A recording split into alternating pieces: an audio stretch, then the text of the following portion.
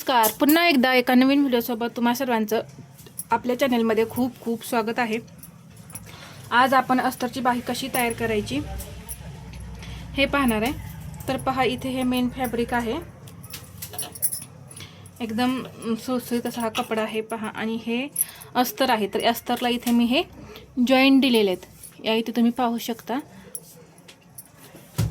आता ही जी बाही आहे आपण यावरती ठेवायची अशी. हे मेन फॅब्रिक जे आहे ते सरळ आहे पहा, दोन आहेत हे अशा प्रकारे. आता इथं जे पिन लावून घेतलेलं आहे ते आपण काढून घेऊ आणि यावरती ही बाही मी अशी दोन्ही अस्ताच्या बाह्या यावरती ठेवल्या. आता यातली ही जी एक बाही आहे ती अशी आहे, अशी पहा जशी होती. हा वरचा भाग वरतीच राहायला पाहिजे या पद्धतीने अशी मी ठेवली. आणि यावरती परत हे अस्तरची आणि मेन फॅब्रिकच्या बाह्या ठेवून घेतल्या. आता काय करायचं, ही अस्तरची एक बाही आणि ही मेन फॅब्रिकची एक बाही अशी बाजूला करायची, म्हणजे बाजूला ठेवून घ्यायची. आणि ही मेन फॅब्रिकची आणि ही अस्तरची बाही आपली या पद्धतीने राहणार आहे. आता ही अशी सरळ करून घ्यायची. म्हणजे काय होतं, या पद्धतीने केल्यामुळे आपली बाही एकाच बाजूची होत नाही. म्हणजे दोन्ही साईडला पुढचा भाग किंवा दोन्ही साईडला मागचा भाग असा होत नाही तयार. म्हणजे कसं पहा, दोन्ही साईडला बाह्यांचा पुढचाच भाग येतो. म्हणजे तर एका साईडला पुढचा येतो आणि एका साईडला पाठीमागचा येतो. तर ते चुकीचं होतं. त्यामुळे काय होतं, तुमची बाही चुकते. तर दोन्हीही फ्रंट पार्ट समोरच्या साईडलाच आलं पाहिजे. नाहीतर मग एक भाग पुढचा आणि एक भाग पाठीमागचा असं होतं. तर ते चुकू नये यासाठी ही टीप आपली वापरायची. आता इथे मी बाही स्टिच करून घेणार आहे. तर पहा, इथे मी एक पिन लावून घेते.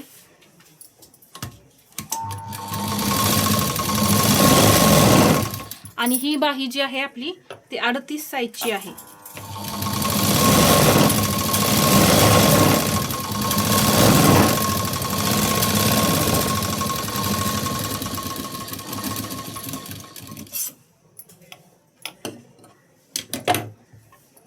पहा, इथे मी अर्धा इंच मार्जिन एवढं राहील एवढं स्टिच करून घेतलंय.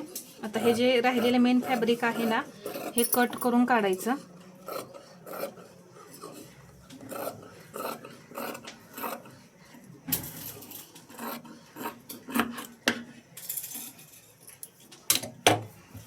मेन फॅब्रिक कट करून झाल्यानंतर आता हे जे मार्जिन आहे पहा, आपलं इथंपर्यंत इथं शिलाई मारलेली आहे. हे जे अर्धा इंच मार्जिन आहे ते या साईडलाच राहिलं पाहिजे. म्हणजे अस्तरची बाही जेव्हा आपण इकडे करतो या साईडलाच आपलं हे मार्जिन जे आहे ते राहिलं पाहिजे. तर त्यासाठी अशा पद्धतीने फोल्ड करून यावरती नकाने प्रेस करायचं, म्हणजे ते एकाच बाजूला राहतं. मेन फॅब्रिकच्या बाजूला कधीही जी मार्जिन आहे ते आलं नाही पाहिजे, इकडेच गेलं पाहिजे अस्तरच्या बाहीकडे. नकाने मी पहा प्रेस केलं. आता यावरती एक दाबटीप देऊन घ्यायची.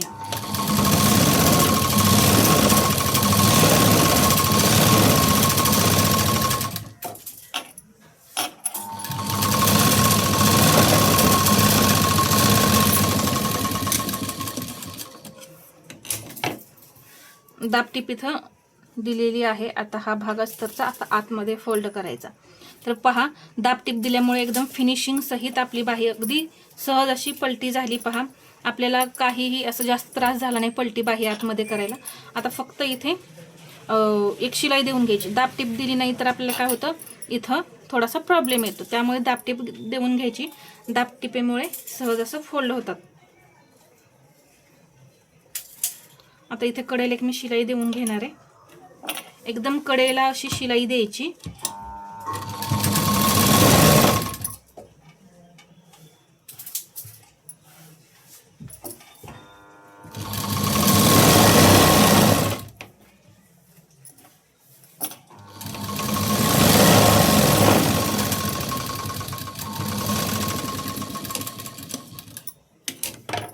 पहा, एकदम कडेला स्टिच केल्यामुळे फिनिशिंग सुद्धा खूप छान असं दिसतं.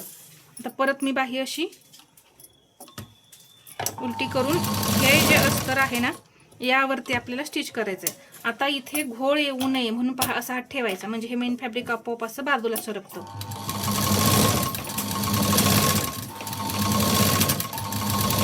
अगदी हळूहळू पहा, इथे हात ठेवायचा असा, म्हणजे गोळा होत नाही कापड. मेन फॅब्रिकचं जे कापड असतं ना ते गोळा नाही होत.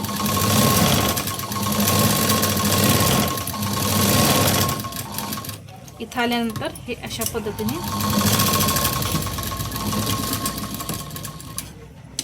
ठीक आहे, हे तयार झालेलं आहे. आता इथे पहा, थोडंसं ओढल्यासारखं वाटत असेल नंतर असं ओढून एक टाका तोडायचा. पहा फिनिशिंग येतं. इथे एक आपला टाका तुटलेला आहे.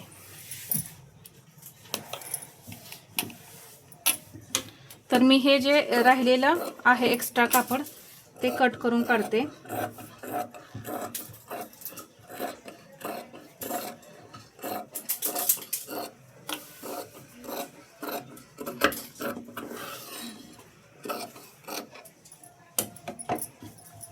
पहा, तुम्हाला इथे कुठेही घोळ वगैरे आलेला दिसणार नाही. एकदम प्लेन अशी ही आपली अस्तरची बाही तयार झाली. आता याच पद्धतीने मी दुसरी सुद्धा बाही तयार करणार आहे. पहा किती छान असं फिनिशिंग आलेलं आहे. तर जेव्हा सुळसुळीत कपडा असतो त्यावेळेस पहा खूप प्रॉब्लेम येतात. बाही गोळा होते, म्हणजे मेन जे फॅब्रिक आहे ना ते गोळा होतं. तर त्यासाठी या टिप्स वापरायच्या. आता इथे शिलाई देताना एक पिन लावून घ्या, म्हणजे हा कपडा आपला सरकणार नाही.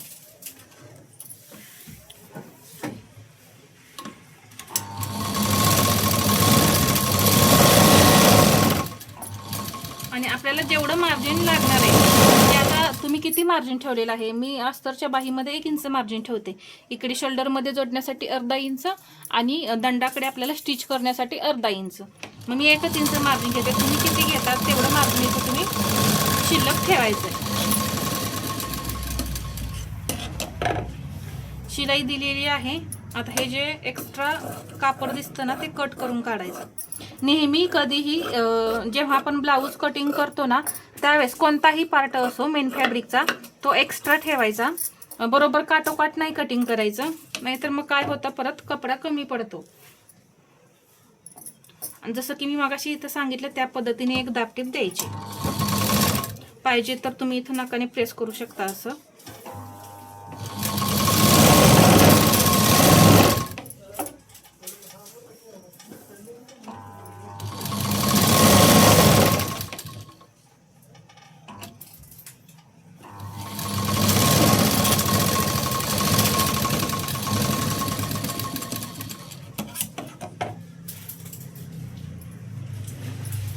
हे सहज पहा, जरी मी फक्त आतमध्ये बाही अस्तरची फोल्ड केली तरी सुद्धा इथं फिनिशिंग दिसत आहे. या पद्धतीने टिप्स जर फॉलो केल्या ना तर फिनिशिंग खूप छान असं येतं.